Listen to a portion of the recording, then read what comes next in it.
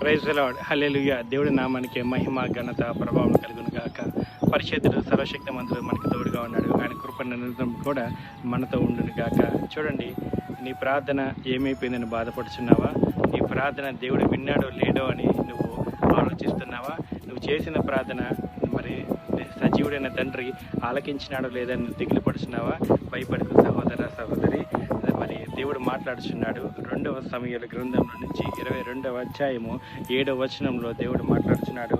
నా శ్రమలలో నేను యెహోవాకు మొరపెట్టి తిని, నా దేవుని ప్రార్థన చేసి తిని, ఆయన తన ఆలయంలో ఆలకించి నా ప్రార్థన అంగీకరించెను, నా మొర ఆయన చెవులలో జోడ్చెను. ఆమేన్. హల్లెలూయా.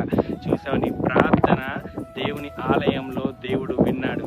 నీ ప్రార్థన ఆయన సన్నిధానంలో ఆయన విన్నాడు. నువ్వు మొరపెట్టినప్పుడు పరిశుద్ధ దేవుడు, పరిశుద్ధుల దేవదూతల సమక్షంలో నువ్వు చేసిన ప్రార్థన ఆయన ఆలకించాడు. నువ్వు భయపడొద్దు, ఎందుకంటే విజయం నీదే. ఎవరైతే వినాలో, ఏ సర్వశక్తిమంతుడైతే నీ ప్రార్థన వినాలో, ఏ జీవం గల దేవుడు నీ ప్రార్థన వినాలో ఆ దేవుడే నీ ప్రార్థన విన్నాడు. దానికి ప్రతిఫలం నీకు అందించబోతున్నాడు. నువ్వు చూస్తూ ఉండు. ఈ రోజే నీకు దేవుడు మిరాకిల్ జరిగించబోతున్నాడు. ఈ దినమే నీ పక్షంలో దేవుడు వాద్యం ఆడబోతున్నాడు. ఈ దినమే నీ పక్షంగా దేవుడు యుద్ధం చేయబోతున్నాడు. ఆమేన్. హల్లెలూయా. ఈ మాటలన్నీ కూడా దేవుడు దీవించి ఆశీర్వదించును గాక.